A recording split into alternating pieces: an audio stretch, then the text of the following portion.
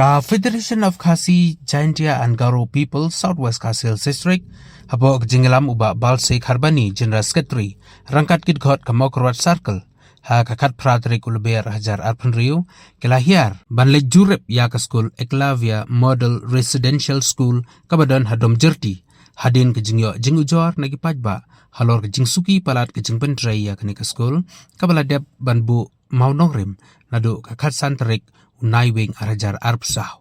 Uba balse kharbani haba keren syakalat petai kubor ula kentu, yau kontraktor uba day ban penstet no.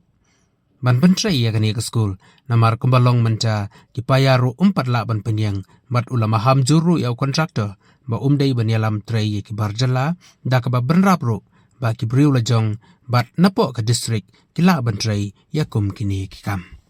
Nakalian ka FPP Southwest Kasil ni layo banwan jurip ya kane ka jintre namutakan ka Eklavia Model Residential School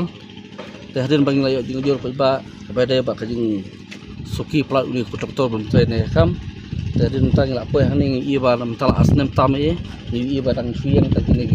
nar mde tang pur ta kinar rop la banong mo te nakalian ka seng la kwa bekentu kutok ba un yele ban kapan kau yang terakhir mak belum tang iu dan sangut rungut ki nong terakhir kalau kabar esyak kerja kabala he kerja kabala lapang lah dari klur dari ki nong terakhir kita tang sangut rungut kemudian dengan terakhir acip kol hawan terakhir kalau tarung dia mungkin tu doktor bah un pen kloi kerja terakhir bah kabar dengan maham lu paru baik konduktor kemudian mewanrai ki badilah kadi kalau nggak message saya konduktor bana liang kasih konom syak dalai